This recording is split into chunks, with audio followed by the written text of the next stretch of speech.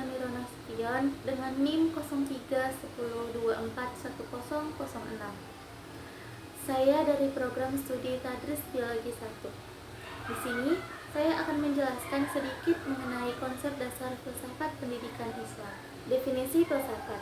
Filsafat diambil dari kata philo dan sophia. Philo artinya menyintai dan sophia artinya kebijaksanaan atau hikmah. Jadi, artinya adalah rasa kecintaan yang besar terhadap ilmu dan pengetahuan, di mana filsafat merupakan bagian dari fitrah manusia yang memiliki rasa keingintahuan yang begitu besar. Filsafat merupakan upaya untuk mengetahui segala hal yang prinsipil, sampai kepada prinsip dasar yang paling tertinggi atau kemutlakan. Definisi pendidikan Islam. Islam berasal dari bahasa Arab, yaitu kata salamah, yang artinya selamat, sentosa, dan damai.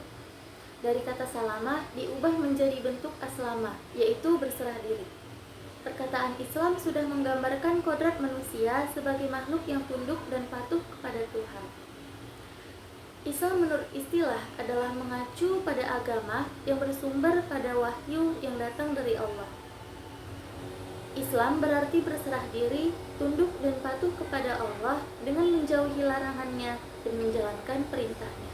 Filsafat pendidikan Islam bermakna segala prinsip-prinsip dasar yang fundamental yang dituangkan di dalam sekumpulan upaya tindakan dan perkataan.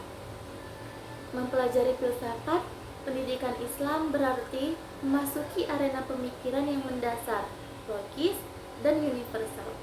Filsafat pendidikan Islam didasarkan pada prinsip tauhid dengan tujuan utama membentuk manusia yang bermoral dan bertakwa.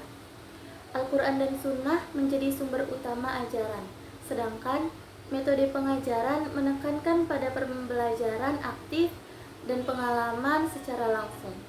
Implikasi praktis dari filsafat pendidikan Islam meliputi pengembangan kurikulum berbasis Al-Quran dan Sunnah, pembelajaran berbasis pengalaman, pengembangan karakter, dan pendekatan holistik dalam pendidikan. Filsafat pendidikan Islam didasarkan pada prinsip tauhid dengan tujuan utama membentuk manusia yang bermoral dan bertakwa. Ruang lingkup filsafat pendidikan Islam meliputi tujuan pendidikan, kurikulum pendidik, peserta didik, metode, materi, evaluasi, dan lingkungan pendidikan.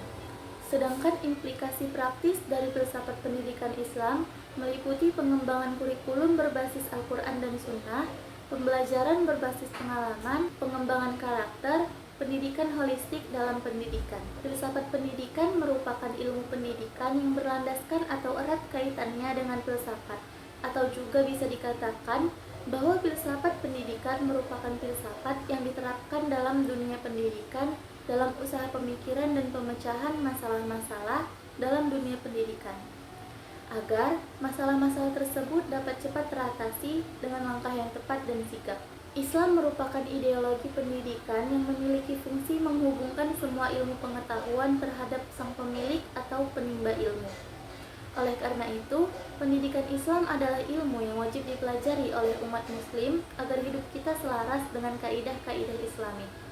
Filsafat pendidikan Islam bisa juga diartikan sebagai studi tentang pandangan filosofis dari sistem dan aliran filsafat terhadap masalah-masalah pendidikan dan bagaimana dampaknya pada pertumbuhan dan perkembangan umat muslim.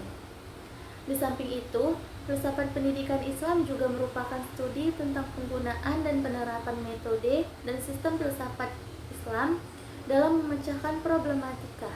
Pendidikan umat Islam juga memberikan arah dan tujuan yang jelas terhadap pelaksanaan pendidikan umat Islam.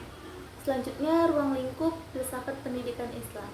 Menurut Alif Nurhayati dan Sutrisno, dia menyebutkan bahwa ruang lingkup pada filsafat pendidikan adalah hakikat para pendidik, hakikat peserta didik atau murid, perbuatan mendidik, hakikat tujuan pendidik, hakikat materi pendidikan, hakikat evaluasi pendidikan, metode dan strategi pendidikan, lingkungan pendidikan, alat-alat pendidikan, serta hakikat hasil-hasil pendidikan. Jadi dapat disimpulkan bahwa filsafat pendidikan Islam adalah pengetahuan tentang sistem berpikir kritis, sistematis, logis, radikal, kontemplatif, dan spekulatif tentang metode pendekatan, pola, dan berbagai model pendidikan yang islami yang diaplikasikan secara formal maupun non-formal, baik di sekolah, di keluarga, maupun di lingkungan masyarakat. Demikian penjelasan yang dapat saya berikan. Lebih dan kurangnya saya mohon maaf. Wassalamualaikum warahmatullahi wabarakatuh.